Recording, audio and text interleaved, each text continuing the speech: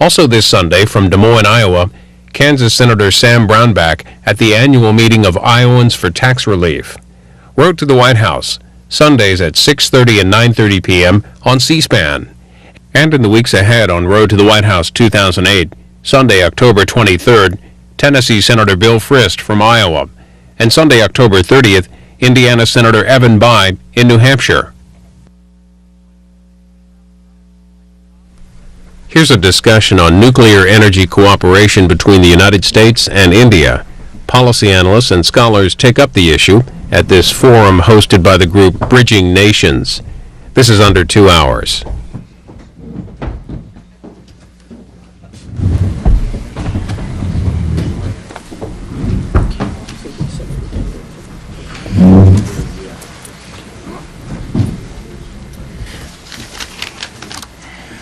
Good evening, ladies and gentlemen. It is my pleasure to welcome you all.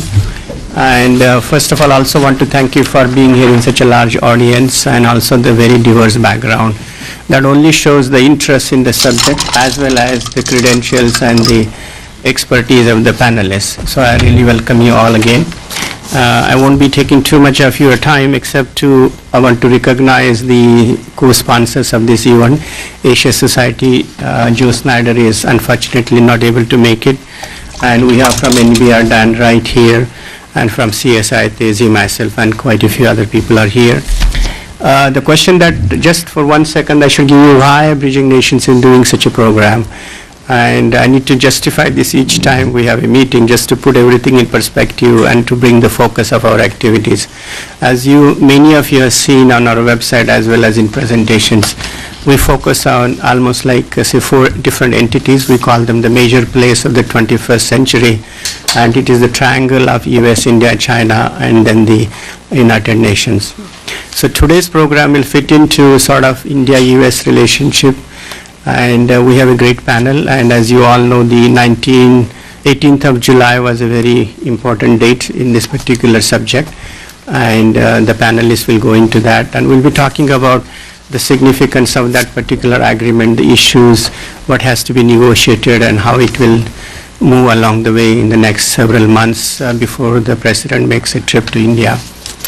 I think we are very, very fortunate to have our outstanding panel, but most importantly also a great chairman and moderator. I think those of you who know this Beltway, I think everybody here knows Dean Gallucci. And if they don't, I think it's too bad.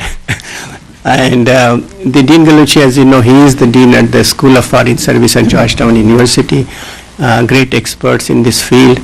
And then notably, of course, in the nuclear area, he was the chief negotiator of the North Korea issue.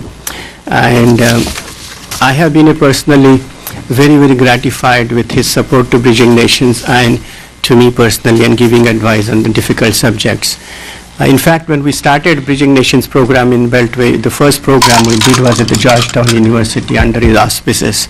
At that time, there was hardly anything happening in the Beltway about India-US relations.